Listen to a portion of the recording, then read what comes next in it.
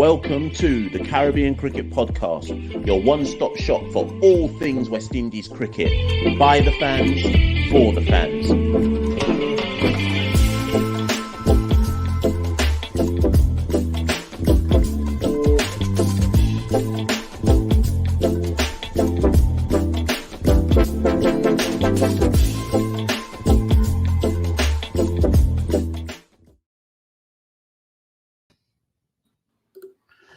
Let every voice be raised. Everybody give praise. Rally, rally round the West Indies, now and forever. Rally, rally round the West Indies, now and forevermore. My name is National St. Patrick here at one half the Caribbean Cricket Podcast. And with me is Gudakesh Santoki. Yes. Listen, I don't know who dropped that on Twitter, Gudakesh Santoki. Santoki, how you doing? Yeah, all good. And for those of you who think we plan these episodes or plan the content, it's completely freestyle. So I was not expecting Mashel to start dropping those lyrics at the beginning of the show. But Mash, you got a good voice, you know.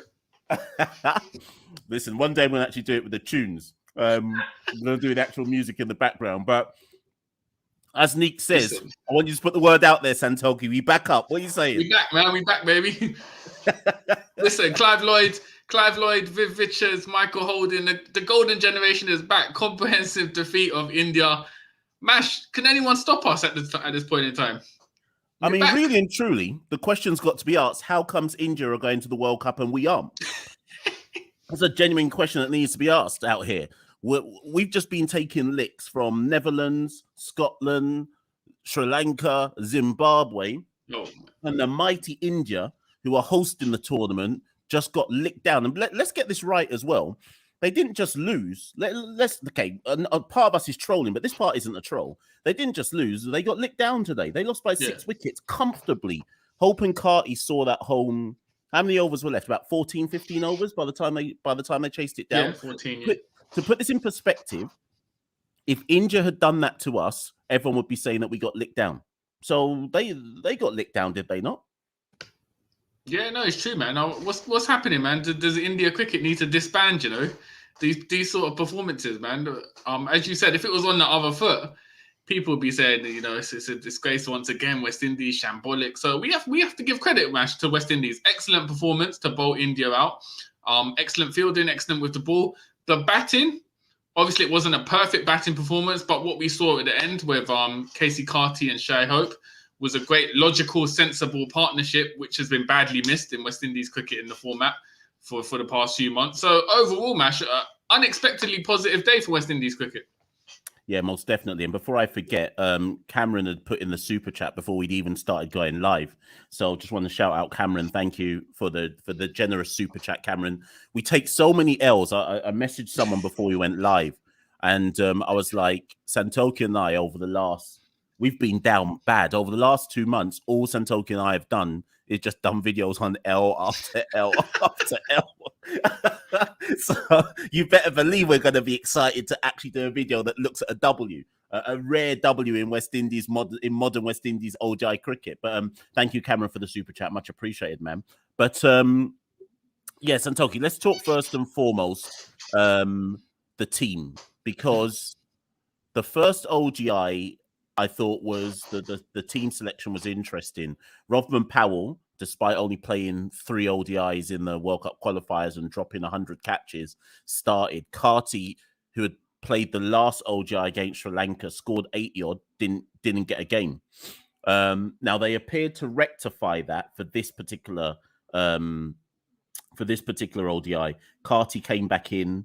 Powell got dropped. Alzari came in. Who missed out for Alzari? Dominic Drakes.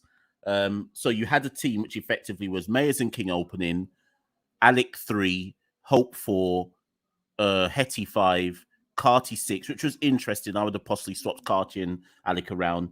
Romario 7. Who was 8? probably Karaya, then Multi, then Alzari, Multi, and Seals. A more balanced side, would you say? Yeah, I think it was a more balanced side. The Carty ones, it's unusual match because you mentioned on our preview show that Carty needs to be given. He can't just be dropped in and out of series, like play one game here, one game there. He needs a clear run. And obviously, Ian Bishop on commentary in the last game echoed those sentiments. If the man's scoring 87 in the last ODI we played against Sri Lanka, why isn't he in the first ODI against India? And obviously, Rovman Powell got the nod, didn't do well, got dropped. So again, with Carty, he sort of justified his decision as to why he should have been in the first ODI with this performance, a composed performance. I think as well, some might criticize his rate of scoring initially, but he was playing to the match situation. We know with Carty, obviously, he can attack when needed. So I think overall, as you said, I think it was a much more balanced side, and we saw that in the performance. Alzari Joseph obviously coming back after having a small break, having played in the Test series, so a much more balanced performance. And I think it was justified because Rovman Powell, we talked about it before. He shouldn't really have been in the 11 for the first ODI in the first place. So again, I just want to know what the sort of logic was in terms of playing Rovman for one game, then dropping him, bringing in Carty for the second game. But hopefully, this has sort of shown Sammy and the selectors that Carty should be in the starting 11 for the foreseeable future in ODI cricket. Most definitely, and I think there's lots of people in the comments saying, in fact, let me find an example of something in the comments. Here we go. Let's take Karis87. So India put Axar Patel to bat 4, which says how much about how India view us. Because we have to be honest, Santoki, Kohli didn't play, Sharma didn't play. India then only bowled Axar for 2 overs. They're experimenting on us. I'm glad we got the win. I don't know when this will occur again. So Karis isn't saying that to cuss West Indies out. I think he's saying, good, we got a W. And everyone should know that given the state of play around the West Indies ODI team, we can't turn our nose up at any W. But we have to be realistic and say that India, they did it in that first ODI. Sharma came in at number 7. Kohli didn't even bat. He was scheduled to come in at number 8. So let's have this right. They're definitely trying things out against us. But would you say, Santoki, I'm just going to read out the Indian top 8, right? Ishan Kishan, Shubman Gill, Sanju Samson, Axar Patel, Hardik Pandya, Sky, and then Jadeja, right? That's just the top. Is that the top set? That's top 7. To me, as much as they're experimenting, that's still a better top 7 than we've got. Or is that or am I hyping India too much there? No, I think it's a very, very strong. It's a very strong lineup. If you look at Ishan Kishan, Shubman Gill, Sky, they're world-class batters. It wasn't, like you said, Kohli and Sharma weren't in that batting lineup, but you could argue as well, India had the potential to give better performances because these are hungry players who are trying to cement their place in the 11 for the World Cup.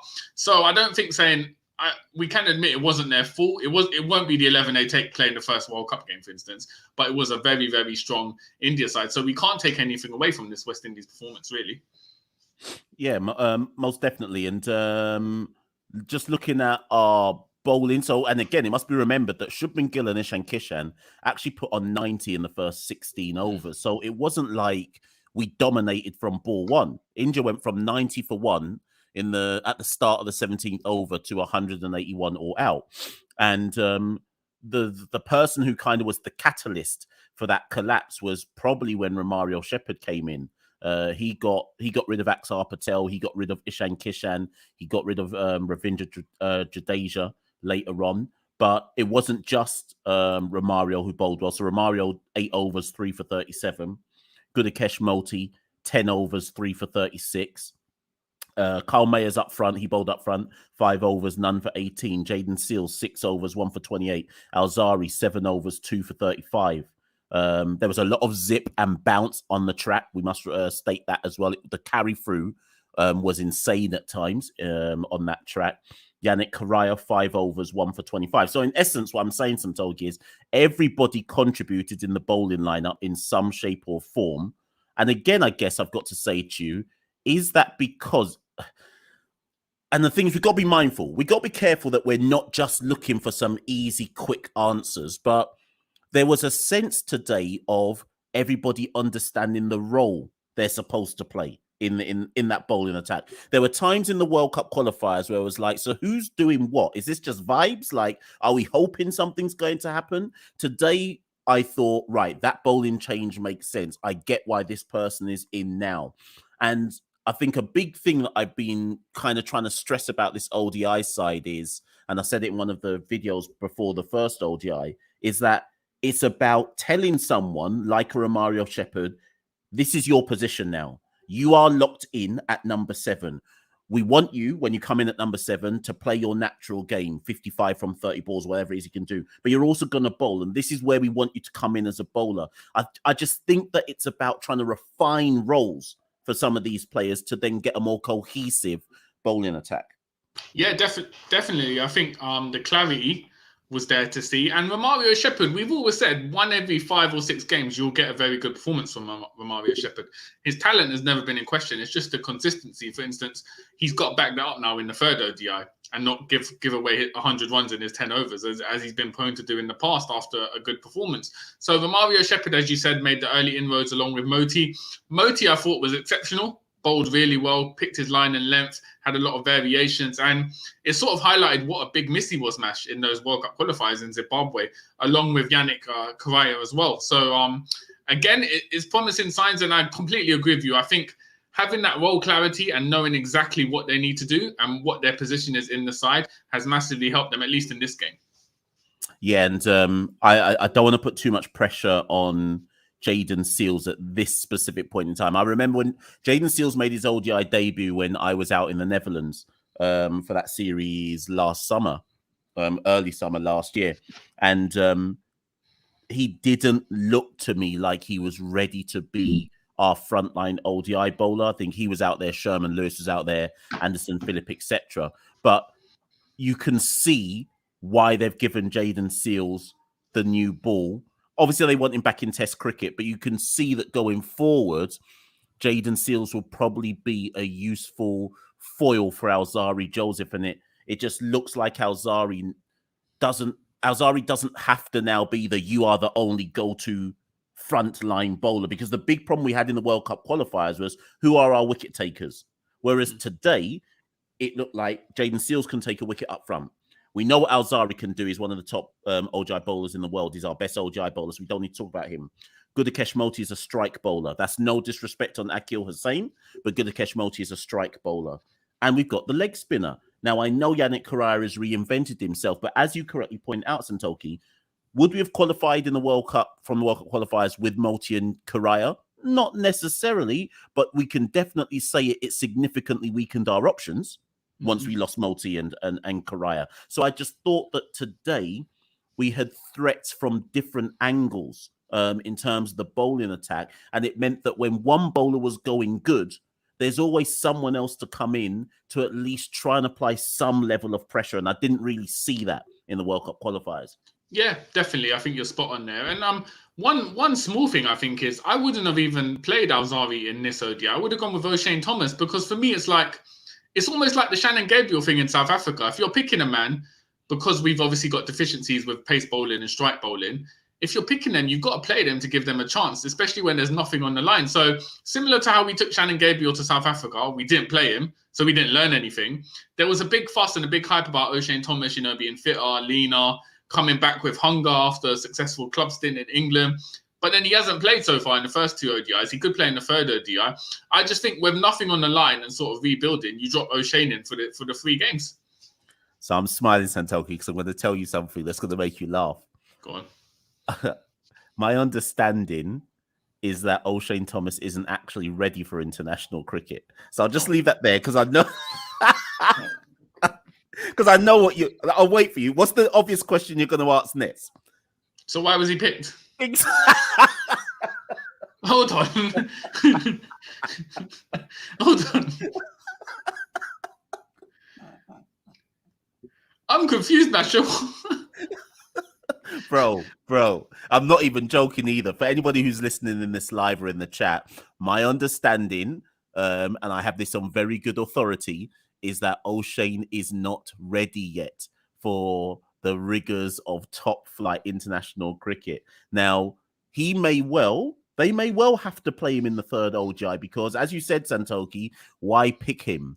But my understanding, like I say, is that they've realised, he's not actually ready yet. Shock horror. You tell me how he ended up in the So squad. hold on, man. Shock horror. So someone who hasn't played a professional game all year has just been playing club cricket, gets picked to play against India at international level, and they suddenly find out, hold on, he's not actually ready to step up to international cricket. This sort of sums up West Indies cricket in a nutshell, Mash. Because surely you might have gone with a J.M. McAllister or someone at this. If you want to look at other options with pace, that makes no sense at all. But it is what it is, Mash. Never a dull day in West Indies cricket. Thing is, I'm going to go a bit further because what I want to know is who, I know for a fact that Cricket West Indies reached out to O'Shane and they said, you know what, we want you to follow this plan because we believe that you are part of the future in West Indies cricket. That's fine. But who's been watching O'Shane in England? Yeah, who went to Gloucestershire from the Caribbean and said, yeah, he's ready now, he's ready. I've seen him lick down a couple village man. This is the thing I don't understand because I thought, you know what? I thought, all right, I'll give them the benefit of doubt. They must have seen something. But realistically, if you're basing it on club cricket, you can pick any man because club cricket isn't anywhere near comparable to... It's not as even if he was playing county cricket or anything. Club cricket. So to step up from club cricket to international cricket is a madness. And obviously it hasn't paid off. But I would love for Desmond Haynes to give a press conference and that question be asked to elaborate. So what was the criteria for picking O'Shane Thomas ahead of all the other bowling options in the Caribbean? The thing is, I've got no problem with O'Shane being there. Just call him to be part of not part of the squad, but call him to be like, oh, you're part of our plans. I beg you come out and do camp with the ODI squad. And then you pick like a Jair McAllister or whoever and say you're the person in the actual squad because you're an actual option we can go to. Like I say, O'Shane may well play in the third ODI, but because I guess he kind of has to, right? But again, like I say, that's just my understanding of things, So boy, Sheldon said that I recommended him. Nothing to do with me, It weren't me. I don't know who recommended. Listen, they might as well. Mash, you're in Jamaica. They might as well picked you for the squad, brother. And then said, "Well, Mashel's not ready yet for international cricket, but we'll have him do the drinks." So anyways. As we were saying, India bowled out in 40.5 overs. I don't want to kind of use the stereotype as I then promptly go on and use the stereotype. If there's an Indian fan who is awake in this time zone, or you're in India and you're awake in the Indian time zone, although I'm sure it's probably 3 o'clock in the morning or wherever anybody is, that pitch had pace and bounce and zip in it. Is that why India struggled? Is it as simplistic as looking at it like that they didn't like the amount of bounce that the West Indian bowlers were getting? Because I won't lie to you, Santoki, when I saw the amount of purchase that our bowlers were getting, I assumed, well, boy, when Jadeja and Axar, not necessarily Mukesh and them other man, but I was like, oh boy, when they get a go on it, it's going to be a problem. But our batters, within reason, dealt with what India threw at us relatively comfortably. So, is it as simplistic as saying, "Boy, Indians didn't like the quick stuff"? I think there's more to it. I think we were disciplined, and also there might have been a bit of complacency after the first ODI performance, and just in generally how the tour's gone. Because I just felt the West Indian batters just showed a lot more determination in terms of their shot selection, and there were a lot of bouncers at the batters, West Indian batsmen, but they managed to sort of play them off or move around it. So I think the pitch did play a part, but I just feel there was a very big complacency from India. And also Hardik Pandya, as captain, his body language was very relaxed. He was laughing a lot. He was joking, even when it was almost assured they were going to lose. So I just feel they didn't have the same intensity they would have, in a competitive game at like the World Cup, for instance. That intensity was lacking. I don't know if that's because it was relatively inexperienced in terms of no Kohli, no Sharma, or just in general, the way the tour's been going, they didn't really feel the need to sort of step up into first gear. Yeah. I think I'll buy that, to be fair, because as well, it wasn't like it was just spin. Karaya bowled discipline lines, multi-bowled discipline lines. They struggled in a sense with all of the bowlers. And like I say, maybe that level of intensity wasn't there. You can bet your bottom dollar that for Ojai number 3, you expect that Sharma will come back. You expect that Kohli will come back. Because as much as India will try and say, oh, we're using it to experiment, surely they won't want the embarrassment of losing 2-1 to West Indies after we just got licked down by everyone in World Cup qualifiers. So it'll be very, very interesting to see how hard they come at us in Trinidad on Emancipation Day, no less, for the third ODI. So as we're saying, India bowled out 40.5 overs, 181. So then we came to bat, and King and Mayers got us off to a good start. 53 was on the board before Mayers went. Mayers played the innings that I think Bish said it on comms as well. Mayers played the innings that I think we should want him to play in ODI cricket. Get us off to a good start. If you don't get a 50, you don't get a 50, but at least do it at a good run rate. So he got 36 of 28, right? And Bish said on comms, West Indian fans need to accept that if Carl Mayers is going to be the opener with Brandon King, that sometimes he will fail and sometimes he will do what he did today, which is get us off to a quick start and almost, I wouldn't call it laying a foundation, but giving us the edge, like striking a quick blow on the opposition and saying we're in front of the game at this point in time, if you see what I mean. And I can handle that. My issue always was I don't want Mayers and Powell in the side. So once Powell was dropped, I was like, yeah, Mayers opens with King. I think we said it on the last live we did together, Santoki. Mayers and King had been the partnership for the best part of a year in white ball cricket. So the fact we messed it up at World Cup qualifiers makes no sense to me. I think we continue giving them the run. Yeah, I think they took the pressure off because 181, obviously it's a low score, but India could have had the pressure on if they'd stifled our scoring in the early overs. It could have added pressure. So Mayers took the pressure off of that. One criticism I would have, well, two actually, is the way that King, Mayers, and Afanese all got out. They weren't reading a match situation because we saw later with what Carty and Hope were doing, there was no need to play risky shots because by the time Mayers had given us a fast start, it was like 3 runs and over we needed to score to win. So in that regards, playing a match situation and concentration. Another thing that Bish mentioned on commentary, King and Mayers, they weren't really pushing for twos a lot. They were jogging a lot.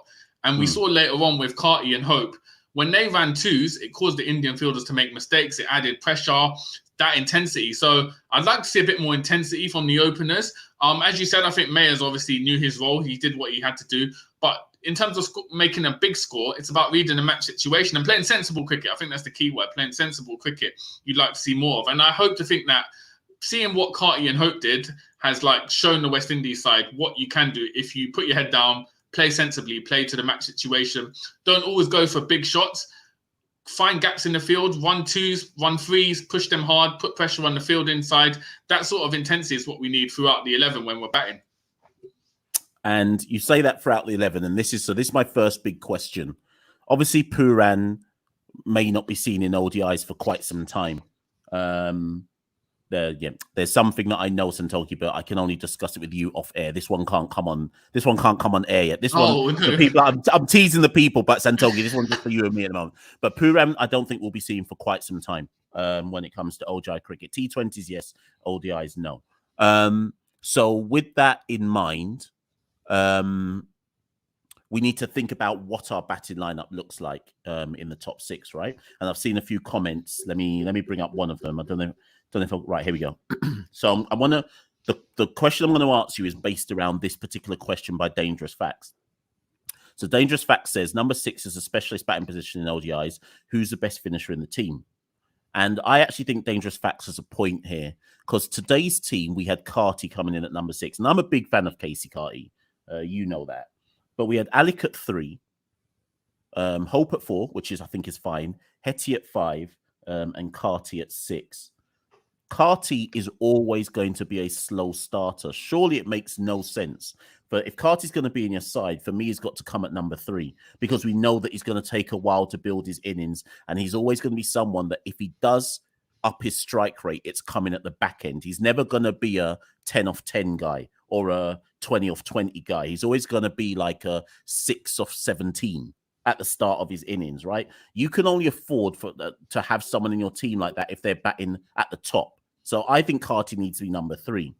My question to you is, should we move Hetty to number 6 and just tell him to be a finisher and put Athanaze after Hope? Because who goes at number 6 otherwise? Hetty's role in T20s is to be a finisher.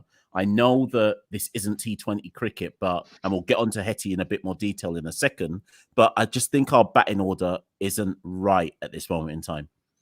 Yeah, I think in the absence of Pooran, you've got to go with Hetmyer at 6 as the finisher. He does the role well for Rajasthan Royals in the IPL. I think that's a role he specialised in his recent career. So I think expecting him to bat 4 or 5 and rotate the strike, I don't think that's playing to his current strengths. I don't think he's going to prosper in that role. So for me, with the absence of Holder, Pooran, Shepherd, inconsistent as a finisher, I would have Hetmyer lock in at 6, give him a few series to sort of refine that role in the West Indies side and just say, listen, you coming out last 10, 12 overs, you just smack the ball as you do in the IPL, play that sort of innings. And I think that plays to Hetmyer's strengths. I don't necessarily think, I think with Carty and Hope and Athanaze to an extent in the side, you've got players who can rotate and play that sensible, smart cricket. So I think Hetmyer will be better used in that finisher role where there will be a gap, particularly if Pooran is not going to be playing for the foreseeable future in ODI cricket.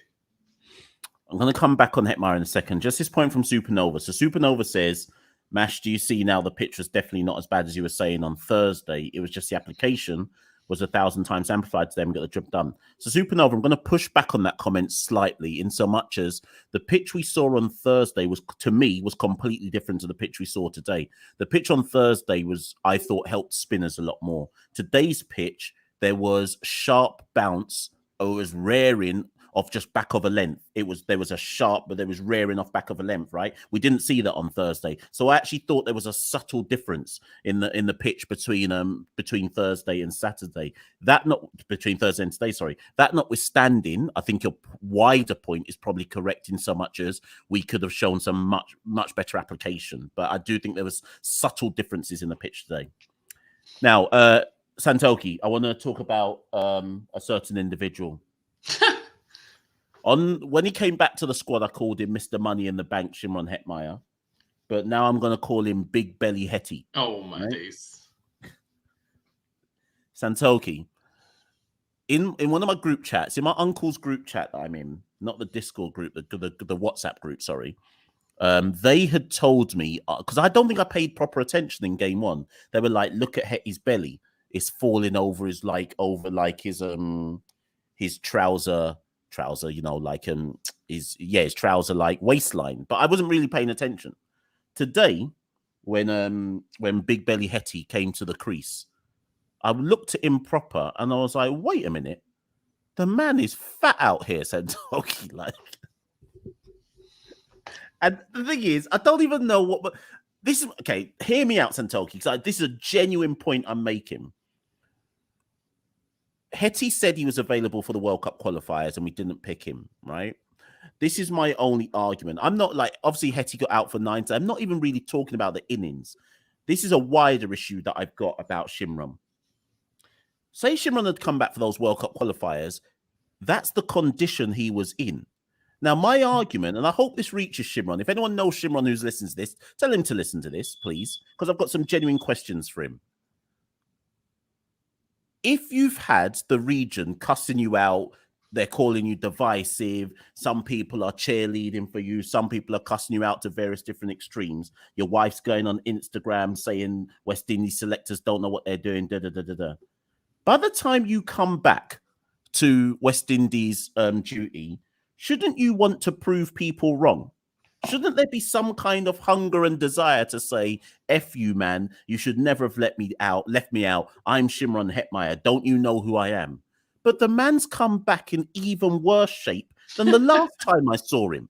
So my argument is this guy don't care about his craft. He don't care about his craft. And yes, if IPL man are willing to let him get away with that, and Shimron's got every right to turn around and say, I'm Mr. Money in the Bank. I'm making big money. No one can tell me anything. Rajasthan Royals are happy with the way I look. I score big runs in the finisher role. No one in West Indies can chat to me. Cool.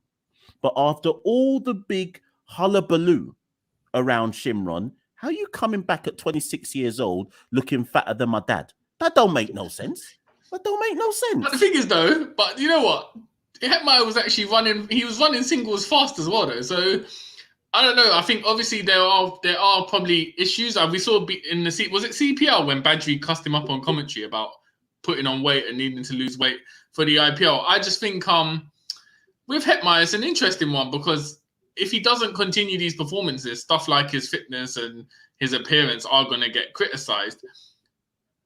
Why is this? Am I body shaming? I'm being serious. Is what? So am I doing a body shaming thing? Because I'm not trying to come for Shimron's neck and be like, Shimron, I can't stand you. That's not my point. I'm just saying, Shimron, come on, man.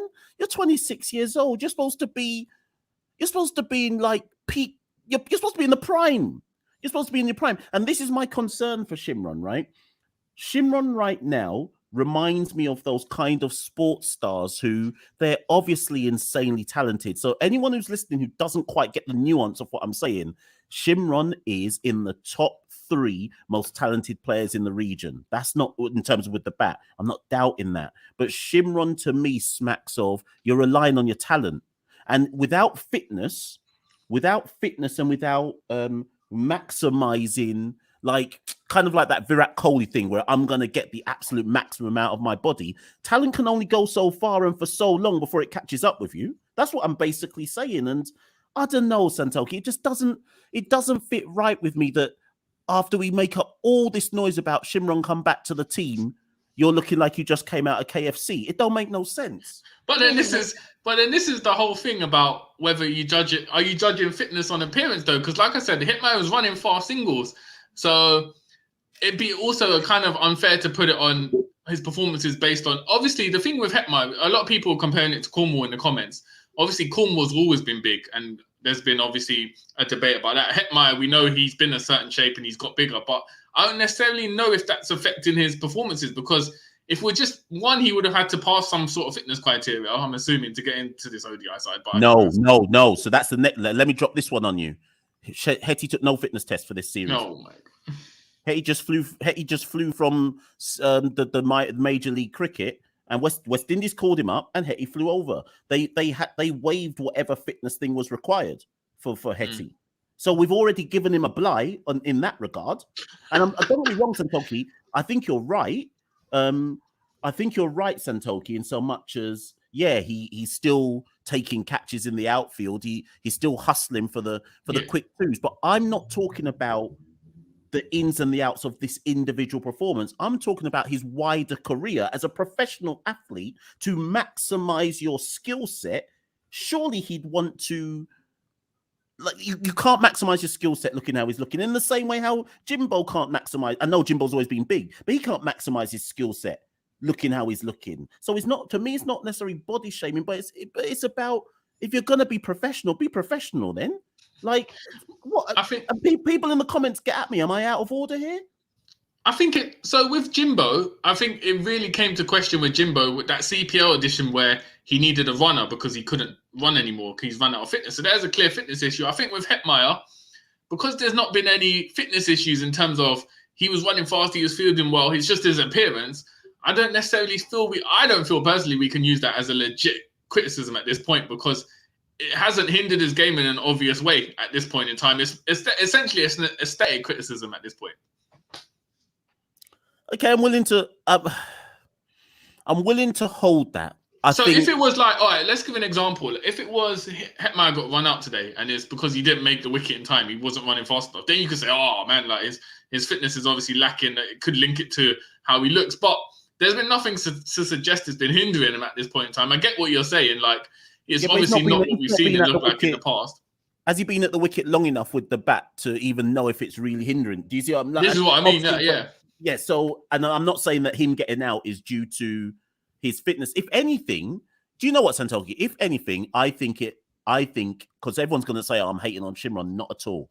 I think it's just that I'm holding him to a higher standard because, again, I go back to my original point. Shimron's top 3 in the region, top 3. But, here's a perfect example. Shai Hope is maximizing his talent. The reason why Shai Hope is maximizing his talent is because you know that Shai Hope works as hard off the pitch as he does on the pitch. So he is maximizing and getting everything he can out of his body for the talent that he has got, right? Shimron is not maximizing his talent. That's all I'm saying here. If Shimron's dedication to his craft was the same as Shai Hope, Shimron would also average about 50 in ODI cricket because Shimron's got a higher natural talent ceiling than Shai Hope has got. That's basically what I'm getting at here. Maybe I'm wrong. If anybody in here is a professional athlete, by all means tell me I'm wrong and tell me I don't know what I'm talking about. But I just feel that the man is not maximizing the God-given talent that he has got. I don't know. Maybe I'm wrong, man. Maybe I'm wrong. All I know is it's an interesting debate, but I think it's basically because it's like it's intangible. We can't really base it on anything at this point in time, other than what he looks like. It's always going to be a debate, but I guess for a lot of fans and obviously yourself as well, it will sort of fall into the pattern of his sort of lack of discipline or sort of desire to play for West Indies. This sort of feeds the narrative, I guess. Just adds to it, basically, essentially. Yeah, and that's where I think I'm also worried for him because I'm trying to be balanced, believe it or not. People will look at his shape and be like, this man don't care about playing for West Indies. But then, but then as Dhruv is here, right, so because Dhruv is in the Discord chat, and this is why I've brought Dhruv's comment up, because he was making this argument during the game today. Dhruv was saying that if you look at Shimron in T20 leagues, his big belly doesn't affect him. He's an electric fielder in the outfield. And I guess this is why, again, we've got to talk to people who are, I guess, strength and conditioning coaches whose jobs are to work with professional athletes, because I would love to know the breakdown of being fit. What is being fit for a professional athlete then? Shimron's belly is bigger than mine, right? So if I run across a field and take a diving catch, that's cool, but I know I'm not fit because I'm blowing hard afterwards. So I don't. But this is the thing. It's like, if you take I don't know what the metric is. Yeah, if you take a football example, if you showed someone a picture of Wayne Rooney, they would think, all right, this guy's not necessarily the fittest guy going based on looks, but then he was a fit football player. So I guess it's hard to quantify appearance to sort of fitness levels. But I just think at this point in time, because there's been no obvious hindrance to him in terms of his fitness, he's got out playing early, so we won't know. I just think we can't equate his appearance to his performances. I think his performances are just more of a lack of mental discipline against spin so far in the 2 innings we've seen. Yeah, and I think Charlie makes a good point here. If Hetty was performing, this wouldn't be a conversation topic. And I think that's a fair point as well. Because you and I would, because you're not, I'm the one criticizing, I guess. But we'd pivot to, well, he's performing, so who cares? Exactly. But the point is he's not performing. So then, that's where your point is right. It's an intangible. Then how do we know if it is having an impact or if it isn't having an impact? I guess, like you say, it's an aesthetic. But let's move on. That was a good. But I do say one thing, Mash, we can point to feed the narrative. I don't know if you caught it. Bish mentioned, why does Hetmeyer wear the chain all the time? Because it clicks. And he was essentially saying, you can't tell when he's batting, you can't tell because of the sound that the chain makes. It affects his batting performance as well. So he was asking, what is the need for Hetmeyer to wear this chain when it's got no benefits, but it can hinder his batting performance? And again, that sort of feeds to the narrative of, is he being completely professional when he's playing and stuff? It was an interesting point for Bish to mention on commentary. I didn't even hear that comment, you know. Yeah, he was asking what is the need to wear a chain, basically, in a match of cricket when the clicking on your chest when you're running or playing a shot could affect what you hear and your performance. So he was sort of fell in line with, is Hetmeyer truly focused, that kind of narrative? Because really and truly, why are you wearing a chain when you're batting? It makes no sense. There's no benefit to it. Ain't it for the gal then?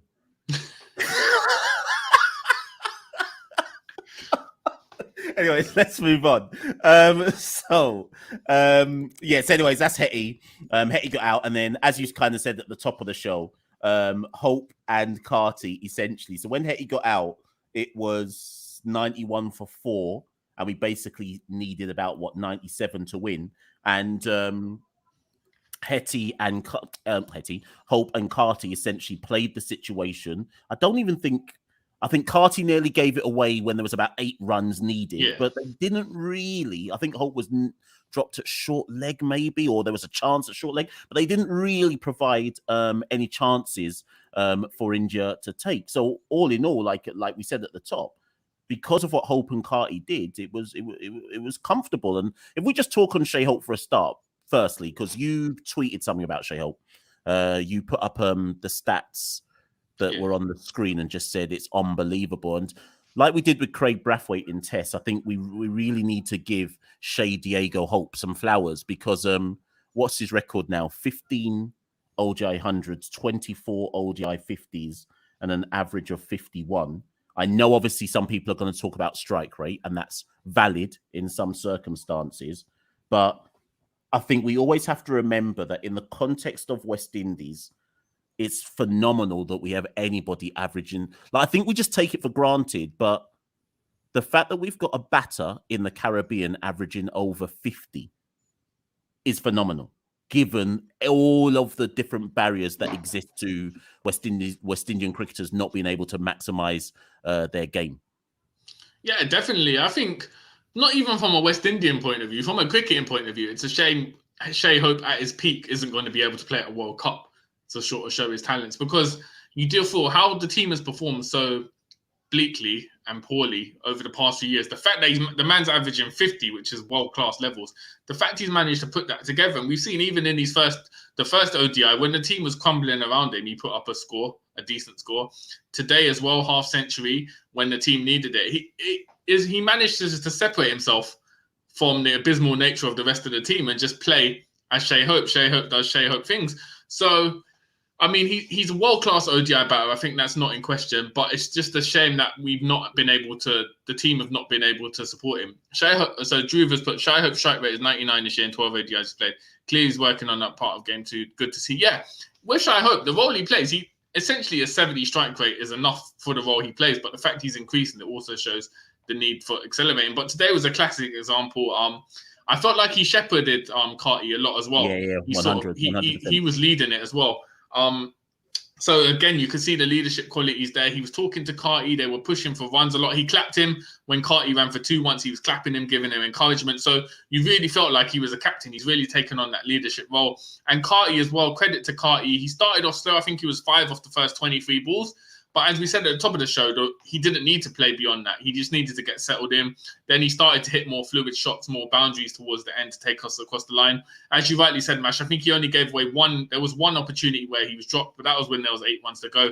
So generally for that chase, Carty and Hope played the perfect innings. On commentary, they mentioned how neither were taking risks. They were essentially just going for singles where the field was empty, where there were gaps in the field. So it was they really played the situation well. And it was refreshing, Mash. Like you said, it seems like forever we've just been talking about Els, and the death of West Indies cricket. So it was refreshing to see a logical, sensible partnership take us across the line in a big game situation and leave the fans happy. You know what? That actually can't be understated, because there was a point in the chase with Carty and Hope where I actually stopped watching because I knew we were going to win. Do you know the luxury? Do you know that luxury? I haven't felt that luxury in so long. Where it's like, oh, we're actually going to see this over the line. I don't need to scrutinize every single delivery. So we mustn't take that. We mustn't take that for granted. And as we kind of said as well, big up Keacy Carty. His career strike rate is about high 50s, low 60s. Today it was 74 because he made up at the back end. 48 not out of 65 balls. So well done to Keacy Carty. And I guess, as we've kept saying now, Tolkien, what we kind of echo to all West Indies fans about this ODI team, Rome wasn't built in a day. We have nothing to play for 4 years in terms of a World Cup.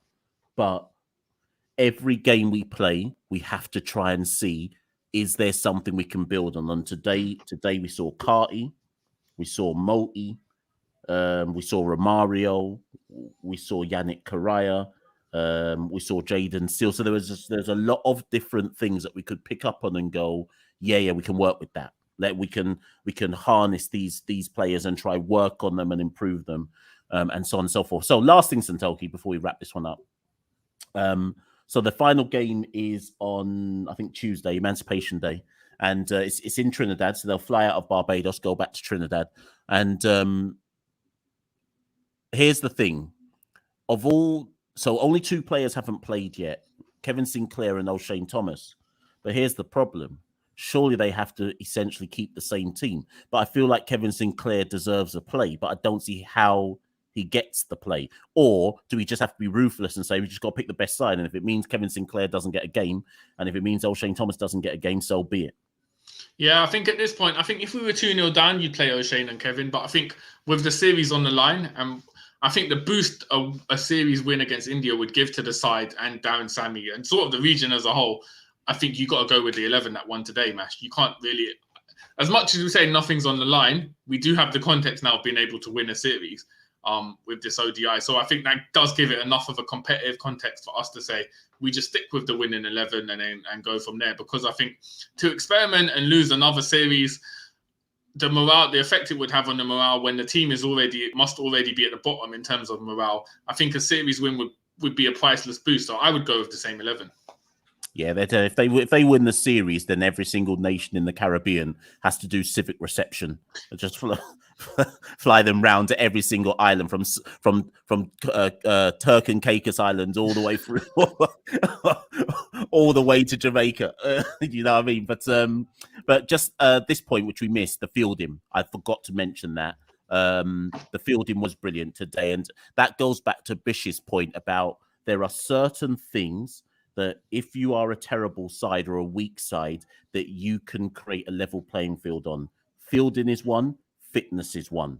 And I thought, given the shambles we saw in the World Cup qualifiers, today was the first time in a long time where it felt like every single player was on point in the field. So I do think it's worth just mentioning that the fielding was on point. But of course, the issue with those things, Santoki, is the lack of consistency. Yes. So, for example, Santoki, we could go to Trinidad and be absolutely atrocious in the field, and this is kind of like the concerns we have.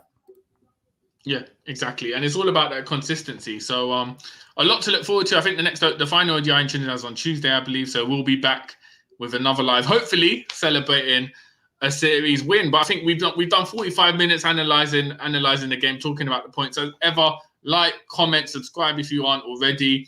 Share this to anyone you know interested in West Indies cricket. Nutty Atty has said, first off, we missed Karaya and Moti badly in the qualifiers in Zimbabwe. Agreed.